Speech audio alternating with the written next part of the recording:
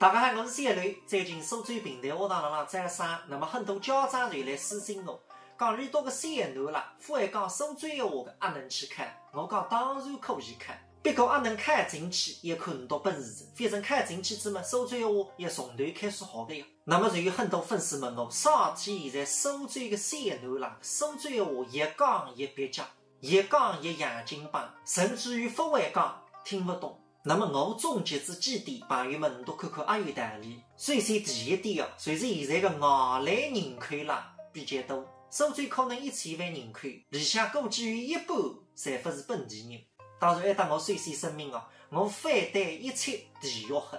随着外地的朋友比较多啦，我周围有很多人，爷可能是手转人，娘浙江的，要么娘是手转人，爷呢可能是安徽的。那么在该种情况下头，假使小囡从小听得大嘛，这个手转话肯定不会变正。这个也是时代发展产生功的原因。蓝底子上天一方水土，方言可以讲得深。因为搿些辰光交通比较落雨，我外婆小辰光一搭沈浦去，一个来回1天得了，一把头坐船出厦门到沈浦要3个钟头。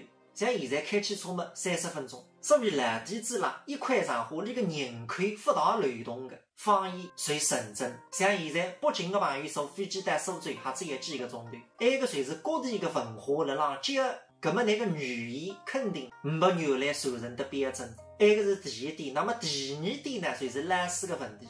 学堂里向的老师我会印象蛮深。我小学里向初中里我蛮欢喜讲苏州话。结果我一讲方言了，老师就过来，小刘不要讲这个苏州话，学校里都要讲普通话。从小学到初中毕业，据你不讲100%嘛，90%句地句，学堂里向老师上课侪是国语。那么小朋友听子们回答屋里，当然也侪是普通闲话了。当然了，还不能去讲搿点老师不好，因为课堂里向不单单苏州人，还有外地的小朋友。你假使讲苏州话嘛，外地的小朋友哪能听课呢？所以现在方言的学习是个恶性循环。我个人觉着，下趟的小人的方言只会一代比一代退步，一代不如一代。那么第三点呢，就是语言环境的缺失。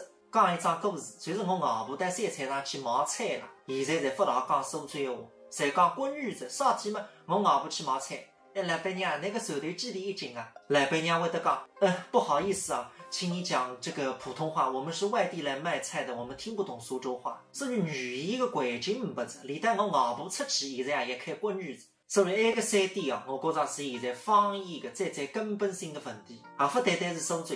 上海的小朋友不会上海话，沪山的不会沪山话。那么假使方言讲不离去，你哪去唱评弹，哪去唱红剧，哪去欣赏地方的曲艺？所以呢，你搿点戏曲侪变成非物质文化遗产，这个才是一环接一环。那么哪去解决呢？我是想不出来着了。只能朋友们大家一道来想着，希望小程度的评论。